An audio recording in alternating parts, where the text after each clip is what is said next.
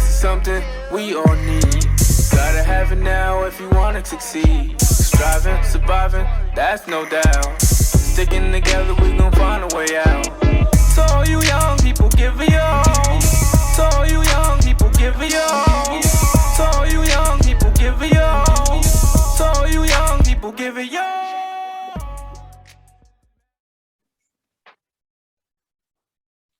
Okay.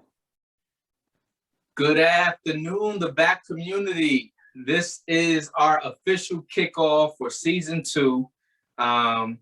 Thank you guys for the patient wait, but while we were off the last 2.5 months, we have been building something great to come back with you guys. I always like to get better. So season 2, expect to have some heavy hitters, some great premium content that's coming out. And I look forward to diving into tonight's story, or this afternoon's story, with Miss Markeia Robinson. First things first, Kia, thank you for agreeing to be interviewed by the BAC community. And I truly look forward to telling your story. Awesome. Thank you for having me. I am so excited to be here. Yeah. Well, one, I think it was perfect timing too. I know you have a conference coming up pretty soon that we're gonna make sure we spend some good time diving into that one too. But for those of you who do not know Miss Markeia Robinson, international herself, the very first thing I always like to do is give the people the opportunity to get a chance to know you. So I'm gonna hit you with your first official question for tonight, which is, Markeia Robinson, what are you doing now? What kind of works do you do? And are there any passion projects that you're working on? This is your opportunity to tell the Albany community about you. All right, let's see if I can say this making a lot of sense. So I actually wear a lot of hats, right? And I never like to talk about what I do, leaving out any one component of what I do, right? Because I truly believe that all of my experiences, right, cultivate who I am. So I am the Director of Diversity, Equity, and Inclusion at Berkshire Farm Center and Services for Youth. Child welfare has always been a passion of mine, coming from a child that navigated the child welfare system herself. That has always been a burning passion of mine. So my job is definitely a passion project, along with being my profession. I also teach at Hudson Valley Community College. So I teach a course titled Professionalism in a Diverse Society. And then I am also the owner and operator of my own business, MK Robinson International. So I am an author, a certified life coach, and an inspirational speaker. So that is all of the many hats that I wear. My passion projects that I am currently working on, I have one huge passion project that I am currently working on, and that is the conference, The Makings of a Man. So I am currently organizing a conference titled The Makings of a Man. It is a conference that is just for men. So there are no women speakers. There's no women in attendance. You cannot participate if you are a woman. This is a space that I have been very strategic and intentional about creating just for our men. All right. So that conference is scheduled to take place on Sunday, August 8th from 3 to 7. The doors open at 3 and we'll end at 7 at the Linda, the WAMC Performing Arts Studio, located at 339 Central Avenue in Albany. So that is really, that's my current passion project. So really just looking to create a space for our Black and brown men to be uplifted, encouraged, empowered, and have the opportunity to connect and hopefully maybe find some mentorship with other men that are doing some amazing things out in our community. Nice. First, my hats are off to you, and the development of that, the makings of the man, is going to be huge because for various reasons, being able to walk and identify who you are as a man, in the words of Steve Harvey, a man has to know how much money he makes. What did he say? Well, it used to be 3 things. It was, I'm drawing a blank right now, but understanding who you are, understanding your purpose, and understanding how to fulfill that is truly important. And learning from other people who look like you, who have done it, is going to be the most important part. So shout out to you for creating that. and having God put that on your heart to put that together. But don't worry, I'm coming back to that one too, because I want to find out more about that one too. All right. Yeah. Let me see. You also this is just for me. What part of Albany did you grow up in? I always like to ask everybody. You know, I'll have people from crosstown, out north, from uptown, from downtown. This podcast is strategically related to the Capital District area. Whether you're from Albany, Troy, Schenectady, I always try to figure out, I mean, what part of the Capital District did you primarily grow up in? What part of the Capital District are you claiming this kid? Well, I grew up in Albany, New York, the uptown area. Definitely grew up on, First Street in that area there. So that is my home where I have been born and raised. That has been the environment that has helped shape Markeia into who she currently is. Nice. Yeah. I also claim uptown. So, I always like to throw that out there. Some people come on, now I'm from Green Street. That's I always like to see where you from, because ultimately, I have a huge heart and a passion for Albany, just the same way that I know that the most of us do. And we remember some good times in Albany, not directly related to what's going on now. You know what I mean? Not to say it was always the greatest back then either, but it was a lot better than what it was now. There was a greater sense of community, and we'll be diving into or touching on some of those topics. But I just wanted to figure that one out for you. All right, awesome. Well, I know that you are a published author because I happen to have your book right here next to me. And your book was truly inspirational. I think I read it. I want to say, because I think my Facebook memories came up when I had got them reading it not too long ago. It might have been 3 years ago. Yeah. So, but the book was dope. It was so dope that I shared it with my wife. I had my wife share it with her little girl community, or her woman community, excuse me. And they all read it too, because I think your story, what you represent, and to be perfectly honest, I think your transparency in that book was unheard of.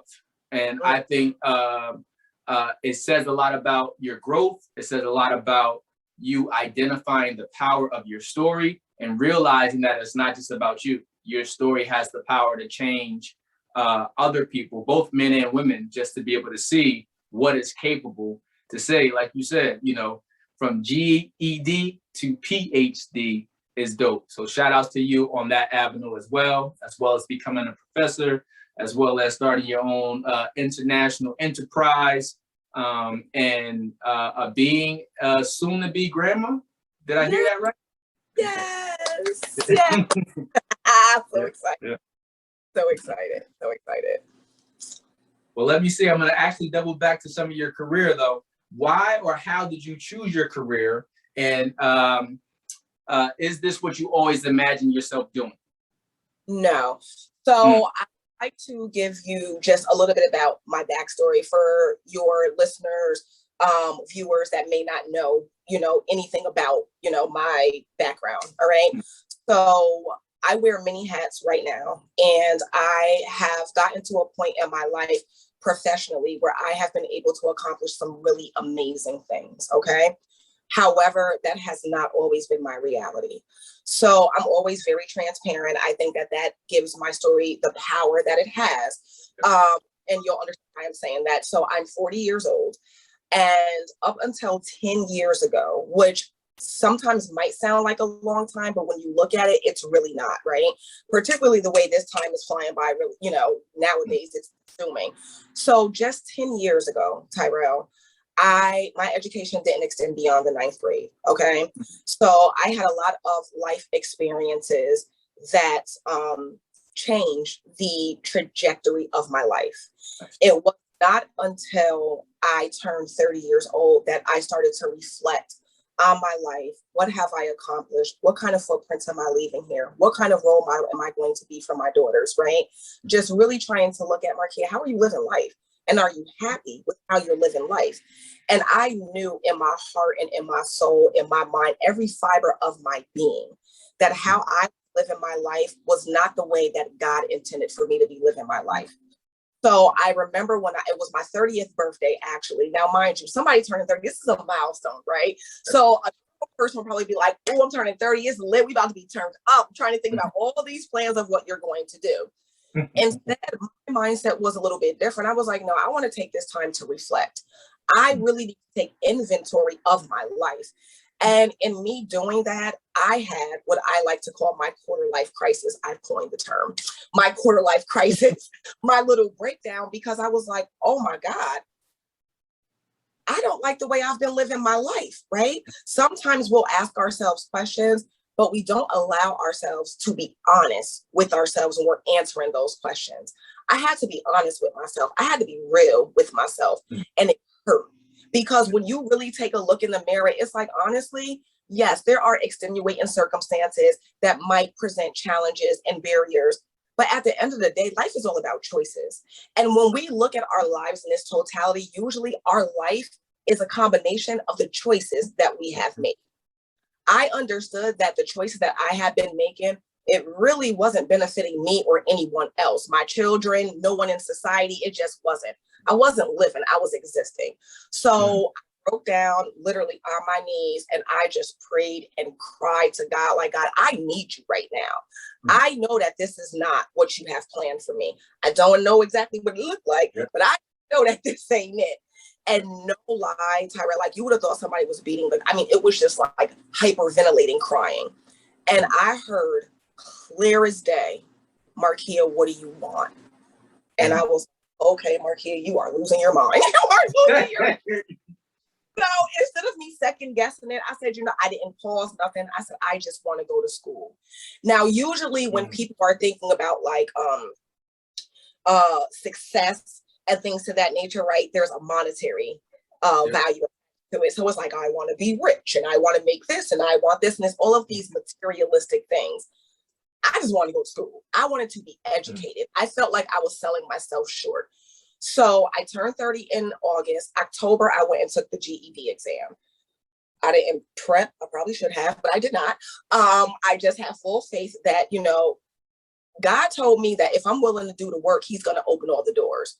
So I'm going to do the work. I took my GED and I scored really, really well. To me, that was like you do realize I haven't been in a classroom in like 15 years. I was really shocked, but I took it as a sign from God that I was on the right path and I was doing what I was supposed to be doing. So I did not pause. I didn't think twice about it. I enrolled to get my associate's degree. When I tell you I gave that associate's program everything that I had. I worked full time. I went to school full time, and I was a single parent of 2 daughters. You have no idea how many times I cried and said I wanted to give up. I'm not coming back to this campus. I can't do it. I'm tired. I'm exhausted. And I'll never forget, a professor said to me, Tyrell, because I told her I was crying in class, and I was like, I'm not coming back. And she said to me, Markeia, I hear everything that you're saying, but I need to ask you a question. And I said, of course. And she said, what's your alternative? And I just got really quiet. And she said, no, I really want to know, if you drop out of school, right? I want you to think about your life. I want you to think about your future. What is your alternative? I'm not saying that you don't have one, but I want you to think about, what does that look like for you? And at that moment, Tyra, I realized that I didn't have one. I literally had put all of my eggs in that one basket because I was so confident that that's what I was supposed to be doing. So I chalked it up, wiped off the tears, and I came back the next day. I graduated with such a high GPA that I was given a full scholarship to get my bachelor's degree. So I did not stop there. I graduated from Hudson Valley. The next semester, I was at Russell Sage for my bachelor's degree. Did really well, got accepted into an accelerated master's program, knocked that out. Before I finished my master's program, I was like, oh, we taking this all the way to the top. We going for the Ph.D. Because when you're talking to someone who had the lived experiences that I had, things to that magnitude, it seems out of our reach, right? We hear other people talking about it and we mentally tell ourselves, oh, I could never have that. I could never do that. And it's like, why? Why can't you? I learned very quickly that if I was willing to do the work, if I was willing to sacrifice hanging out with friends, going out getting lit on the weekend, if I was willing to pivot my mindset and recondition myself to really focus on what really matters, I can accomplish anything. So that brings me to how I got into my current career. So while I was finishing my undergrad, my bachelor's degree, I had a professor, the only Black professor that I had at Russell Sage College, a Black woman. I was so excited when she walked in the classroom. I was like, man, about time. So she walked in. Finally, somebody that looked like me. Yeah, someone that looks like me, someone that I can identify with, someone that actually makes me feel like I belong here. That's important. Representation matters. So she comes in, and immediately I said to myself, I want this woman to be my mentor. Okay. So I finished out the semester. I graduated. It was my last semester of undergrad. I graduated. I see her walking on campus after I graduated. She's like, oh, Markeia. So we're talking, and she starts to tell me about a conference that she would like to invite me to. It was called You Can't Fail. It was in Syracuse, New York. It's kind of pricey. So she's telling me about the conference, and she's like, I really would like to invite you to come. And I was like, respectfully, it sounds like a great opportunity, but like, I can't afford to go. Like, I'm working, I'm going to school, I'm a single parent. Like, it's not in my budget right now. And I'll never forget, Tyrell, this Black woman looked at me and she said, oh no, Markeia, I'm going to pay for you to go. Now, I say that to say, and I wrote about this in my book, my growing up, right? I'm not going to say my growing up because that was a different experience. My current experience at that time, it wasn't normal for someone to just lend out a helping hand without the expectation to get something back. So I was very ambivalent, like, why are you doing this? What do you want from me, right? And I'll never forget, this woman literally changed my perspective in a split second. She said, oh no, dear Markeia, I don't want anything. It's called paying it forward.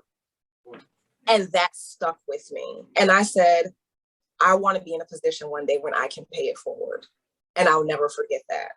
That conference was so instrumental in my growth. It was at that conference that I asked this woman if she would be open to being my mentor. I didn't know at that time that she had her own consulting firm that specialized in diversity, equity, and inclusion. So it got to a point where I had to make a choice between working and school because my schedules just conflicted. I was so confident, Tyrell, that school was where I was supposed to be. Now, mind you, I have 2 kids. I have a whole household. I quit my full-time job so that I can go to school. I remember my mother saying, you have children to take care of. You have bills to pay. You've lost your mind. How are you going to do this? And no lie, you can ask my mother. My response, no pause, no hesitation. I said to her, God's going to take care of that.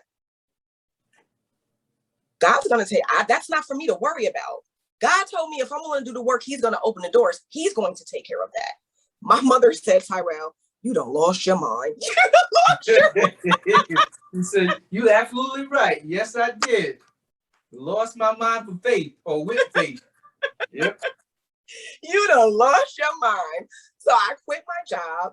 I had a mentor. I was going to school.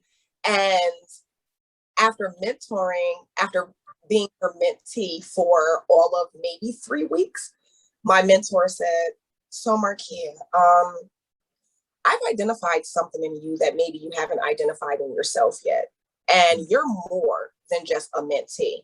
I would like for you to be my director of operations for my consulting firm. I was like, yeah, I'm not equipped to do. She was like, you are equipped to do it. And that's how I got into the career that I'm in today with diversity, equity, and inclusion. So I consulted with her for 3 years, and it was so instrumental. It was so instrumental.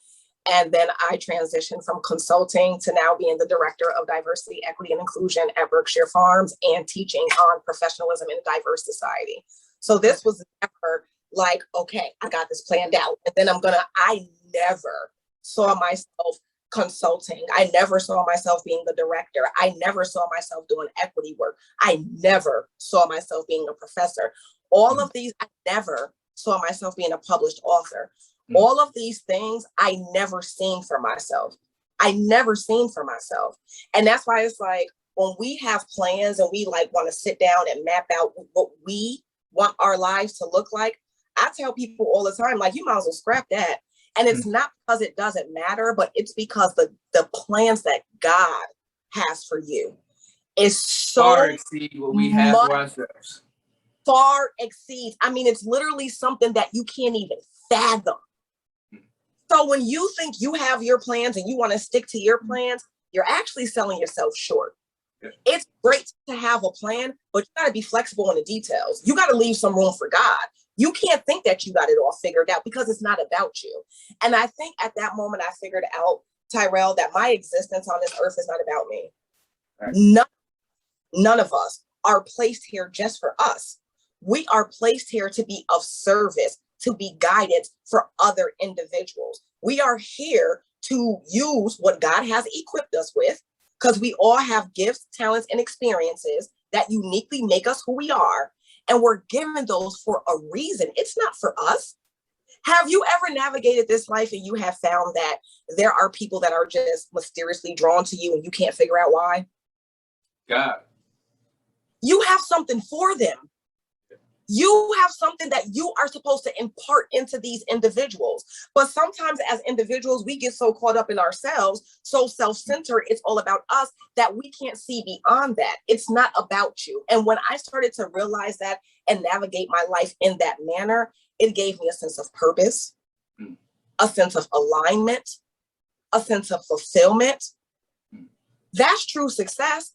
When I ask people to define success, and they're like, oh, making 6 figures, 3 streams of income, this. And I'm like, that's great. But money doesn't equal success. Money creates opportunity. Do you understand what I'm saying? Fulfillment, alignment, living a life of purpose, that's true success. So when you are defining success, I tell people all the time, if your definition is rooted strictly in monetary gain and something that you can put a price tag on, that's not success at all. Yep. You know, and I promise you this, that one of the questions in here that now we don't have to cover anywho was, what is your definition of success? Because everyone has their own definition of success. Success looks different for each one of us. But being able to identify what a healthy vision of success is important, because it's not all about finances. Not to say that finances is not important, because it's a huge part. But your ultimate fulfillment can't come from just that. You know what I mean? But you touched on so many things, Markeia. One, hearing you say it in real time actually helped me just as vividly reading your book. Because I said, reading your book, it felt like I could see every experience that you were talking about. So even just hearing you explain it in real time was exactly the same. So when you were talking about going to Syracuse, in my mind, I'm like, oh, okay, this is where we're about to go. This is where we're about to go. So yeah. But and it's 2 things. One, doing what you did at the age of 30, where most people have already feel like it's not enough time for them to go ahead and go back to school, or to go ahead and try something new, or a new profession, or to move to a new place.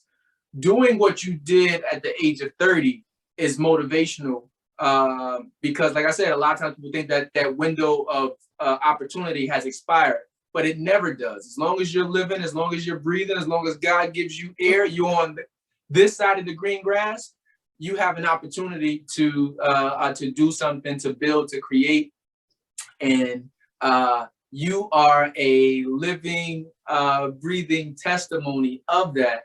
And the fact that you understand that your life has a greater purpose than just yourself and your immediate family helps to have a greater, a more heightened a life, period. Because it's just like, yo, you know, you end up walking or meeting somebody, and like you said earlier, it's like, God put that person in my path for a reason, or either that person's in my path for a reason. Either which way, let me figure out what I'm supposed to be learning right now. Exactly.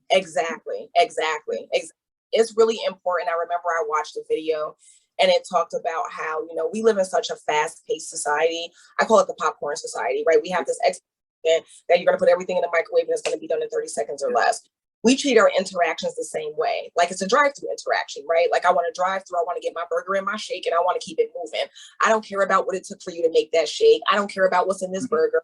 I want to get what I came for, and I want to keep it moving. It's important for us to slow down in our actions, to be more observant and not just breeze through. You know what? And this is laid on my heart to share with you. So you said something about, you know, at the age of 30, and you're right. There's a lot of individuals that will reach a certain age in their life and they think this is it, right?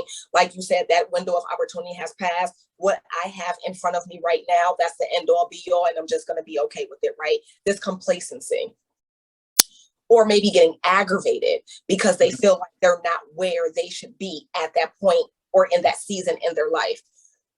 I myself struggle with that a lot, right? I used to argue with God, Tyrell, like, why couldn't I just do things the traditional way, right?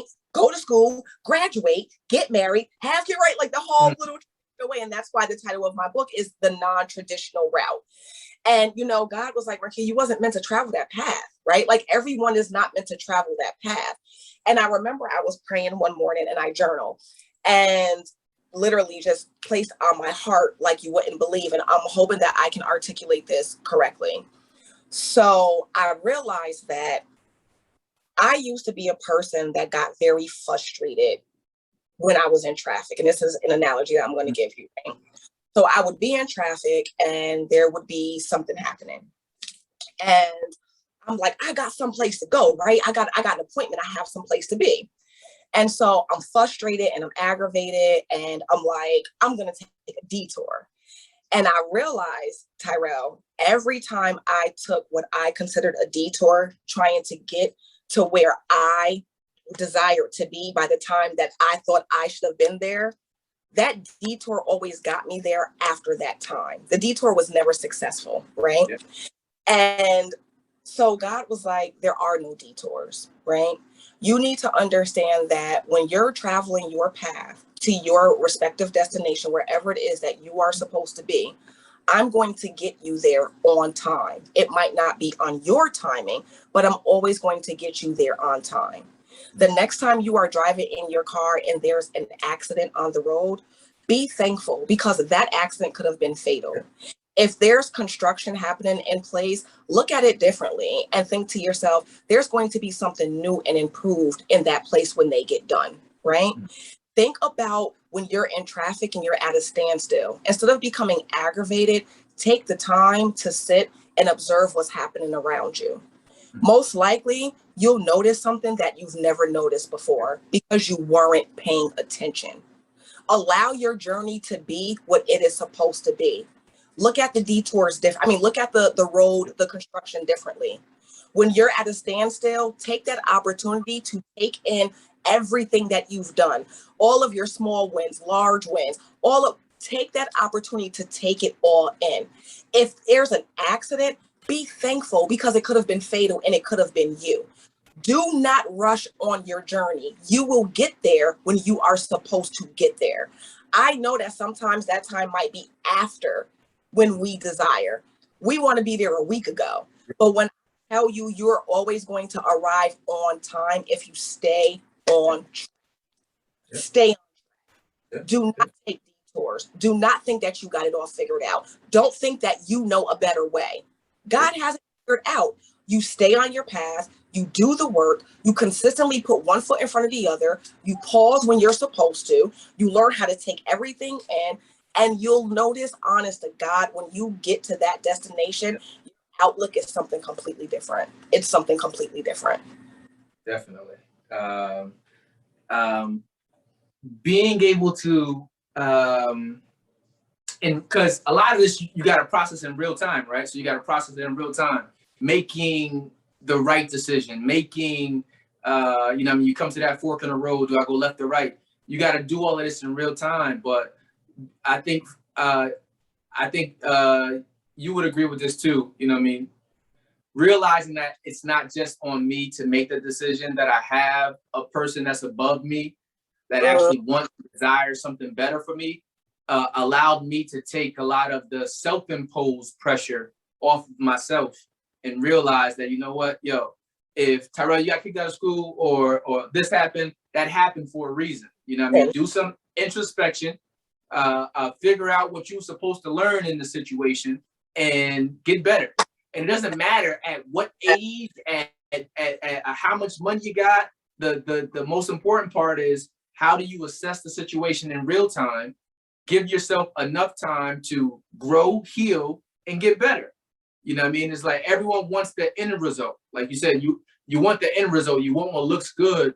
But in order to have a healthy perspective about it, you got to realize from A to Z. You can't just look at the Z. But Absolutely. And that brings me back to carving out the time to just be, right? And not being so, I got to move, I got to go, allowing yourself that time of reflection. Because now when things happen, I told my daughter the other day, you know, it's easy to get wrapped up in the problem, right? Yeah. It's easy to get wrapped up in what the issue is. But I challenged her to look at it differently. Look at it through the lens of the presence of a problem is proof that a solution exists. Focus on the solution, because what you focus on becomes the narrative. And what I realized is that it's not uncommon for people to focus on the negative, right? What you don't have, what you can't obtain, what you don't feel like you are, like all of these things, like we mentally beat ourselves down. We become stuck in what's not, instead of focusing on what could possibly be. So for me, processing in real time, again, we're going to normalize things, right? I go to therapists. I love my therapist. She Black. Me too. So I remember my therapist said to me, you know, we were talking about something and she said, you know what, Markeia, moving forward, I need you to weigh everything on the scale. Don't be reactionary, right? Allow yourself time to really look at it in its full picture, weigh it on the scale. Now my self-talk, when I find myself going down a rabbit hole, no lie, my self-talk is, Markeia, weight on the scale. Weight, right? We have to, like you were saying, in real time, we have to develop strategies that we can implement in real time, because we always have hindsight, right? Like after the time has passed, like, oh my God, I wish I would have. Allowing yourself the time to just sit, be, pause, reflect, and weigh that shit on the scale. Oops. And think about it. Even with time, some people still don't get it, because, you know what I mean, time can be moving and you're still not learning. You're still not positioning yourself to just take it in. Therapy was probably one of the best things that I ever could have done, honestly, because imagine thinking that you had it all. Imagine thinking that, you know, your way of thinking was correct. Imagine coming to the realization that, you know what, not saying that the way I was thinking was wrong, but that there were other options, right? And it's just like some things that you never take into consideration because, you know, how I grew up, this is how I thought. But most times when you're going through something, it is because, like, we have defense mechanisms. So the way how we are is primarily, you know, I needed to be this way to get through this situation, you know what I mean? But that suited me during that time period. I'm no longer in that space. Exactly. So let me be able to take that off, you know what I mean? And now figure out, what am I supposed to learn to be able to live healthy in this stage moving forward. But a lot of it is in real time. And you also got to depend on the fact that it doesn't come as fast as you want it. It doesn't come how you want it to look, but God will deliver to you all of the time if you're willing to accept what he's given. All the time, all the time, all the time, all the time. And I do want to just build a little bit on the lessons, right? Because that's important and it's instrumental in our growth as individuals. I tell my children, it's important to allow common sense to be common practice, okay? It's not good enough to just know, right? What are you doing with what you know? When we experience things in life, It's not to break us down. It's not to make us want to give up. It's not to make you want to just be like, you know what, F this. It's to teach you a lesson.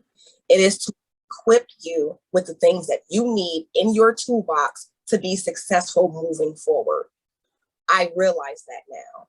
I always said to myself, if God would have given me the things that I was so desperately praying for 10 years ago, would I have been equipped to receive it? And when I ask myself that question, and I'm actually honest with myself and I give myself the BS answer that sounds good, the answer is no. Yep. The answer is no. We have to go through and we have to experience certain things to equip us for what God has for us. There's no shortcut in this. Like, that's like, I'm gonna hire a contractor and you need to go build me a house, but you ain't blueprint, you ain't got no tools, you ain't got nothing. How successful do you think you're going to be? How much money you about to get out of me through this messed up project? Lessons that we have to use, learn. So when we're going through these experiences, again, it's important not to focus on the problem. Focus on the solution. What have I learned? What are some of the tips, tools, and strategies that I myself may have gained from navigating this? And then how can I take these lessons and apply them to my life moving forward so that I don't find myself experiencing the same thing over and over and over again? Because wisdom unapplied is useless. So when you're going through things, it's to teach you things. You're gaining wisdom so that you can change the trajectory and you don't find yourself experiencing the same uncomfortable situations over and over and over again. So wisdom unapplied is useless. When you ask yourself, why am I going through this? Because you have things that you need. There's things that you're supposed to gain from going through this. Take what you're supposed to gain and keep it moving. Okay. Listen, man, I'm about to check the box off on some of these other questions I want to get you to.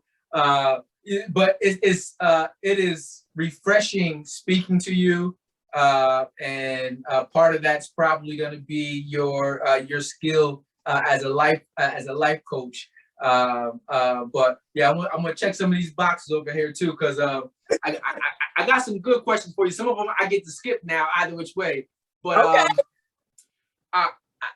I think that a friendship is a huge part, or the people that we keep around us is a huge part of our makeup, which is going to lead me to my next question. I started to chime in when you were bringing up your daughter, but I say, how did the friendships and bonds that you formed growing up in Albany impact your adult friendships or your relationships?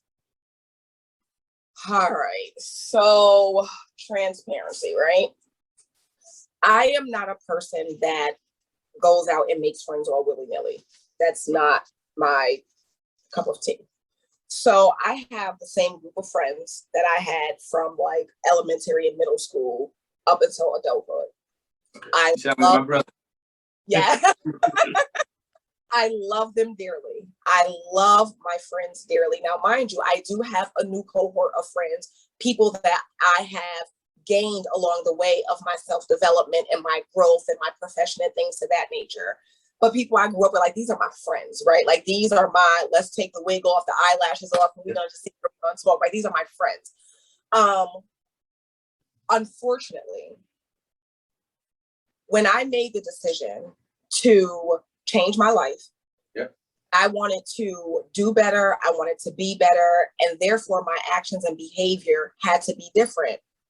Where I invested my time, energy, and other resources had to be different, right? It was not well received within friends and family, okay? I felt ostracized. I felt like an outsider. I felt like I didn't belong.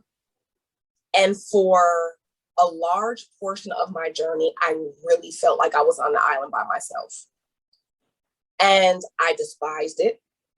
It was hurtful because you have expectations that the people that you like and you love, they are going to be there and they are going to support you, whether they agree or not. And that just is not my reality. So mentally, I had to tell myself, well, Markeia, expectation leads to disappointment, and we're no longer going to be disappointed. So we're no longer going to expect anything from anyone, right? Like if you show up and you give your support and you're great, I'll take it, I appreciate it. But the expectations for me, I had to place them on the shelf because it was causing me to be hurt. Okay.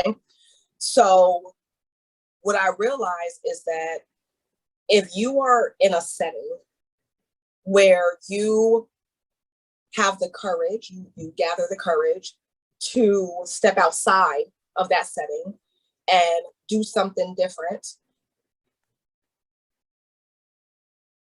sometimes you might have to navigate that road on your own. Okay. I'm not saying all the time, but sometimes you might have to navigate that road on your own. For a while, it didn't negatively impact my friendships because I was just like, you're not a real friend at all. Like, you're supposed to be here. You're supposed to support me. But then I was like, you know what? Like, people do the best that they can with what they have at that time. Yeah. I don't think that the lack of support was really about me. It was more so about what other people were experiencing in their lives. So I stopped personalizing it. Okay. My support came from my mentor. I am so thankful for my mentor because she introduced me to a group of women who had the same hopes, dreams, aspirations, and drive that I did. So that was very instrumental in me being able to keep going. So I just had to kind of compartmentalize, if you will. And I realized that if there were certain things that I wanted to communicate about, I would call one group of friends. And if there was other things that I wanted to communicate about, I would call another group of friends. And it's not to say anything about any respective group, but you just realize that there are certain conversations that are not fruitful if had in certain spaces. And I had to with that. So my friends, I love them. We still hang out, but it's different strokes for different folks, right? And so I had to learn that. I had to learn how to not personalize it, not allow it to deter me and knock me off of, my path and say, oh, well, I would much rather, fit in and be liked. So I'm going to, I'll put my hopes, dreams, and aspirations on the shelf. I don't want to be ostracized. I was like, oh, I got to be over here by myself. It might hurt, but I'm okay with that. I'm okay with that because I understood that the outcome was greater than that moment in, the gratification in that moment.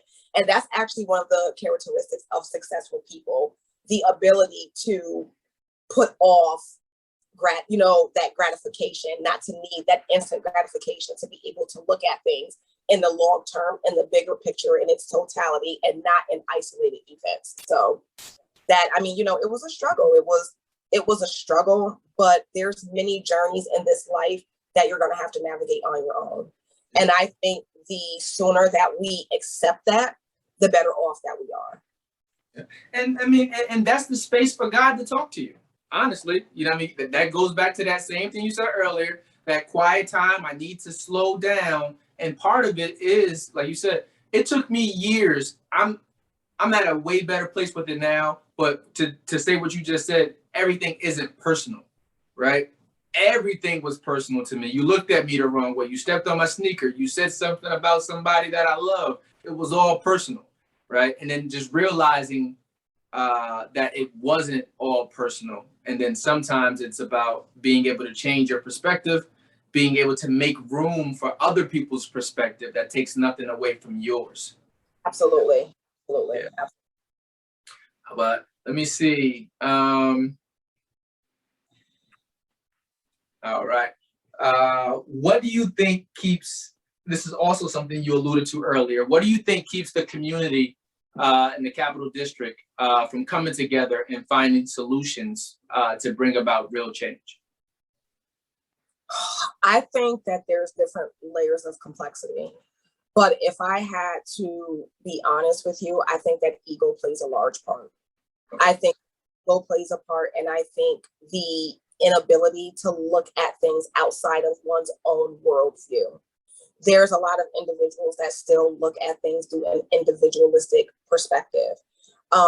And in order to actually come together and make change, right, it requires a collective mindset. And I just think that that's a mindset that is not, it's not significantly promoted in the inner city. For whatever reasons, but I really do think that ego can play a part of it. I think that there's this kind of remixed bystander effect, if you will, like the expectation that other people are going to take care of it, the expectation that it's not my fight, it's not my struggle, it's not my challenge. And so like other people will do it, right? And so I think those are one of the two things, like kind of like the pass the buck, like, oh, other people will do it, it's not my place. And then when it really does come time to get a collective of individuals together, ego plays a large part. Like I tell people at, my job all the time, I'm a director. When I'm navigating conversations around very sensitive topics, one of my guiding principles is to leave your ego at the door. Because when we are navigating impactful conversations and we're really strategizing for ways to make change, ego has no place at that table. And so if we are allowing ego to guide our direction, it's like, I don't really know where we're going to end up. And I don't know if space is going to be a space that I actually want to occupy. So for me, it's like definitely having that when we get together as a collective, having the ability, the willingness, the capacity to leave those egos at the door. And then also, how do you change the mindset of individuals that feel like this is not my fight, right? Like, this is not my fight. This is not my challenge. Other people are going to take care of it. So from my perspective, those are the two things that I would definitely identify. Okay. And I think I've learned that through this podcast over the last year too, like being able to realize, identify that it is our fight collectively. It doesn't matter if I'm in the DMV now, Albany is still something that I passionately fight for. So, it's all of our fight, being able to have that paradigm shift, be a part of it. It's all of our part to go ahead and do that. I agree. I agree. I've actually had individuals say to me, as far as the men's conference, right? Like, Markeia, I'm not a man. Like, why are you putting this together? Just because I'm not a man, just because I don't have sons, it doesn't mean that I don't know the effects that our Black and brown men, experience on a day-to-day basis, that they have to experience just because I'm not a man. So again, that's that mindset, right? Like, this is not your fight. This is not your challenge. Why are you doing this? And I tell people, listen, we all have a lot in this, right? If we all just find our footing and be able to identify what does your impact look like for you, we will all be in a much better space. This is my impact. This is how I make impact. I speak to people. I want to create spaces for people to be encouraged, empowered, uplifted, connect with other individuals. This is my lot in life. It's not for everyone, right? Different strokes for different folks. But I'm not going to stand over here and be like, oh, well, I'm going to, I'm just going to discard, what I'm supposed to be doing because nobody else is doing it. That's not for me to figure out. I need to focus on what can Markeia do within her sphere of influence to make an impact, and then do it. Period. Period. So. Okay. Let me see. I want to say the last 2 years have been last 3 years, but definitely the last 2 years have been really, really rough up there in the Capital District, even right now, which leads me to my next question for you. How have you been impacted by the gun violence in the Capital District? All right, well.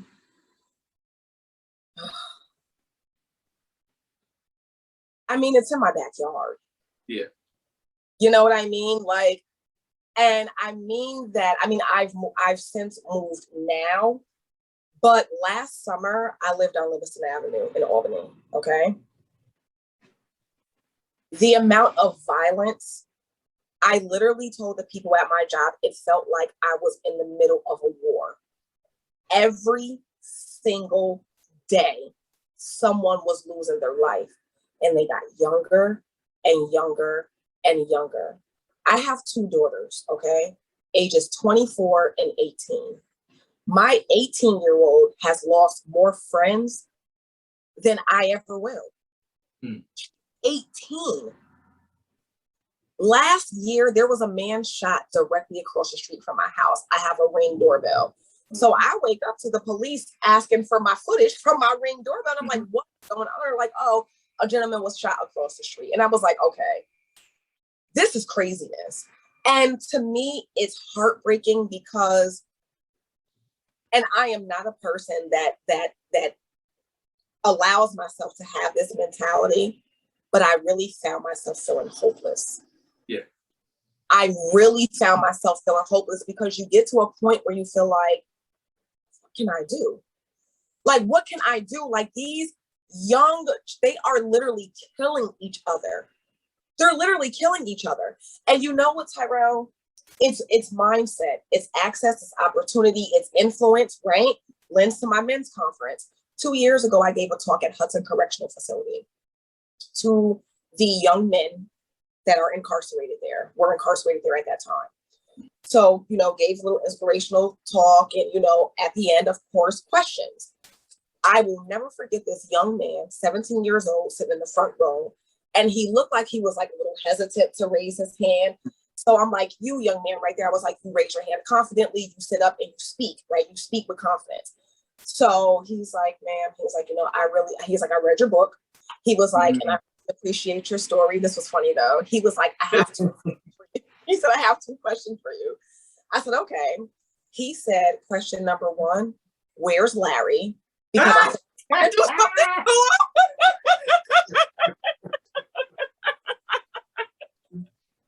And I was like, and I just laughed and I said, well, that's not necessary. It's called growth and development. And Larry and I are in a good place right now. And he just kind of looked at me like, not that, like that was wrong. And I was like, I got it, but it's okay. And I was like, so second question. And I watched this young man's body literally deflate in his chair.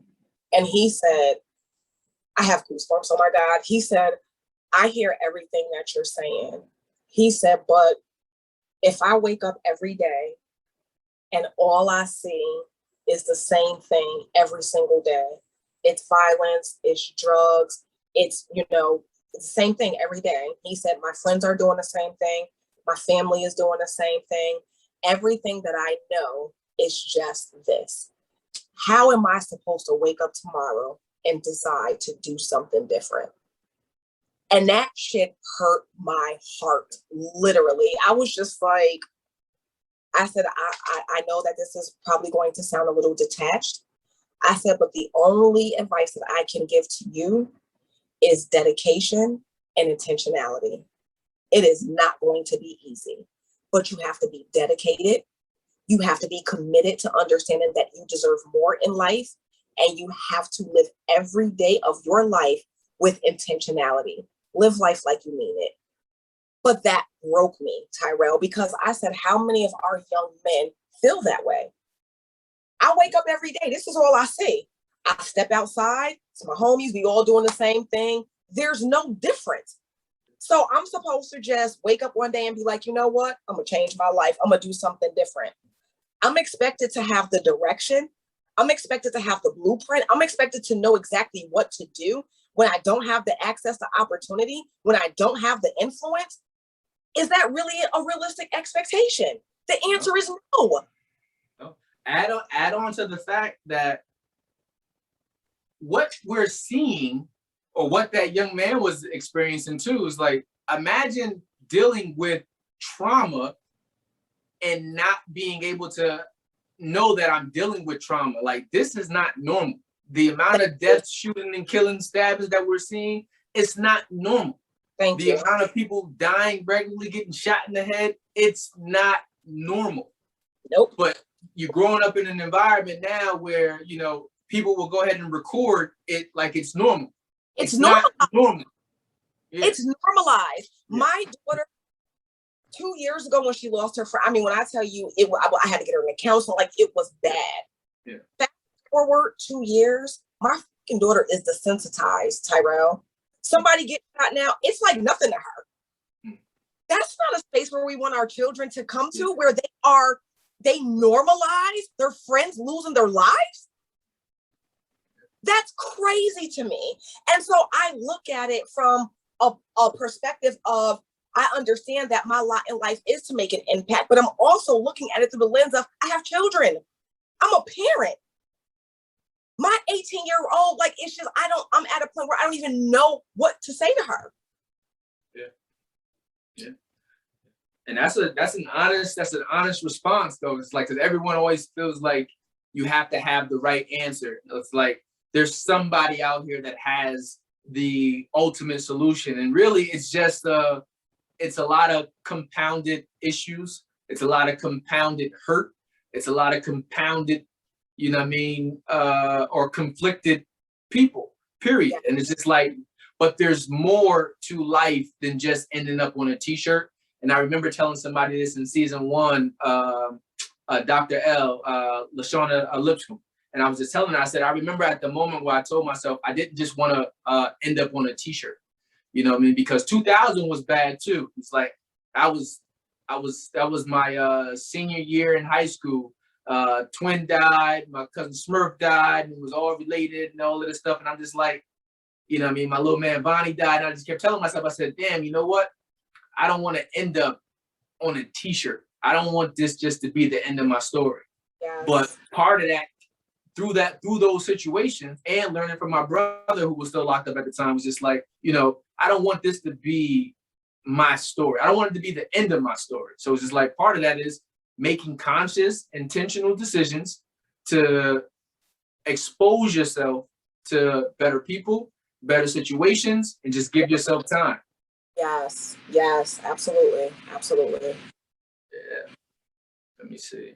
I ain't gonna hold you up too much longer. And you know what the good part is like, one, I mean, not confining a conversation is really good, because you allow it to go where it's supposed to be naturally.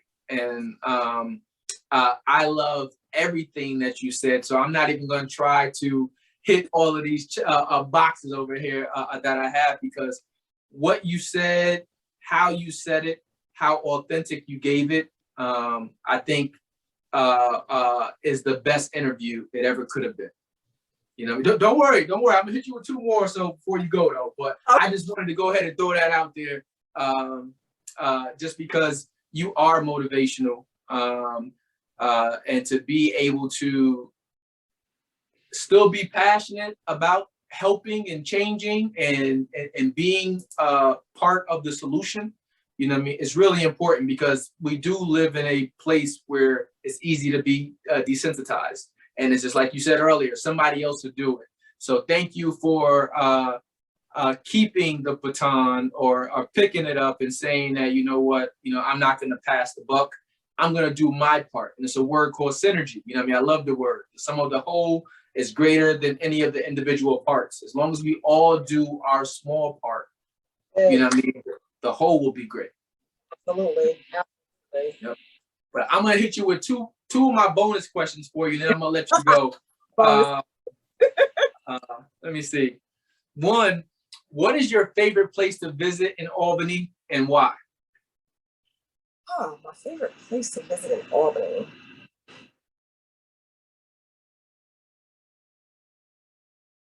The Empire State Plaza. Okay. I hear that one.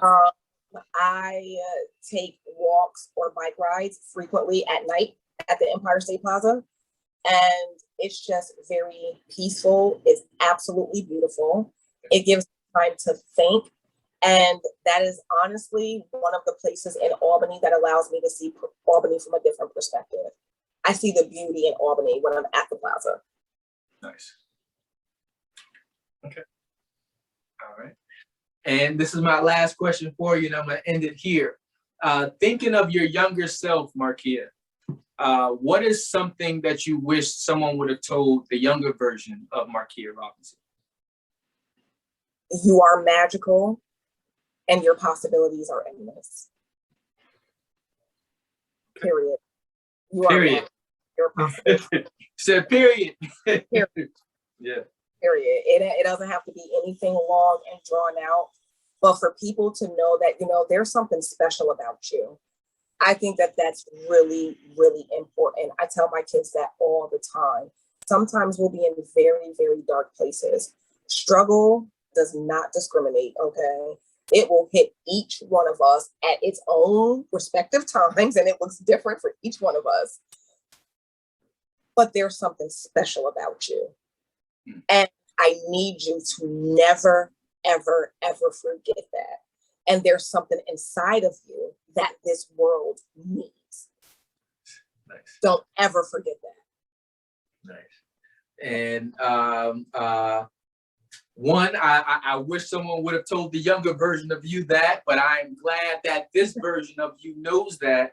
And I'm also extremely happy that you decided to share your story, because your story is very, very powerful. So for those who have not read her book as of yet, I have that right here next to me, The Non-Traditional Route from GED to Ph.D. I do not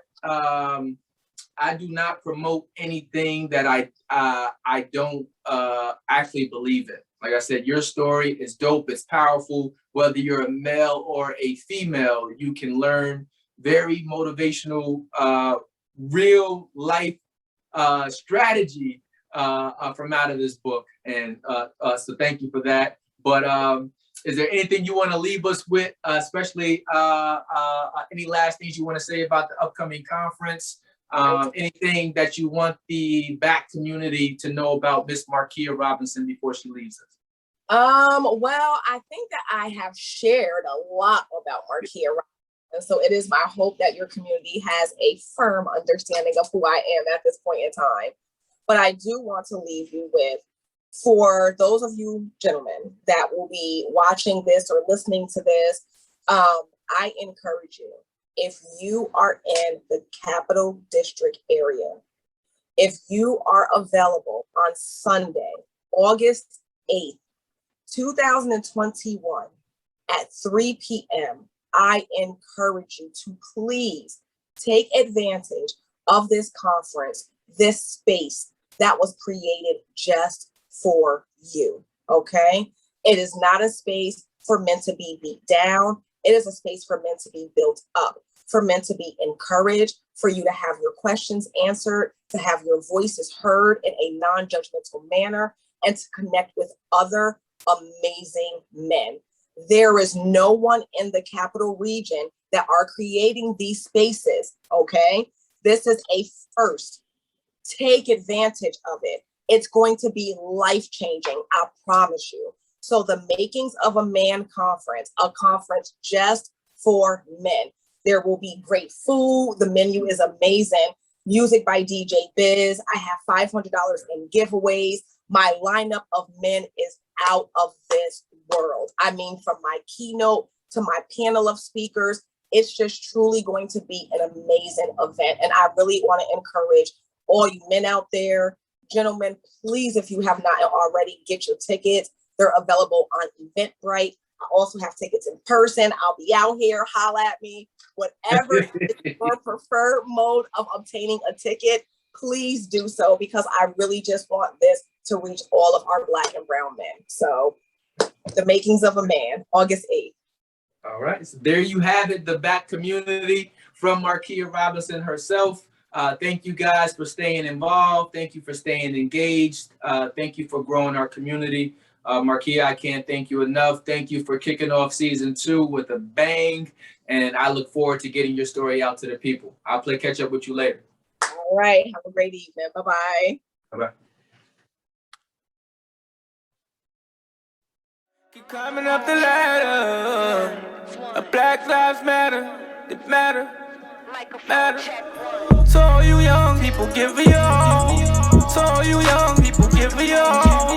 So all you young people, give me all. So all you young people, give me all. Matter, matter. A Black Lives Matter. They matter, they matter. A Black Lives Matter.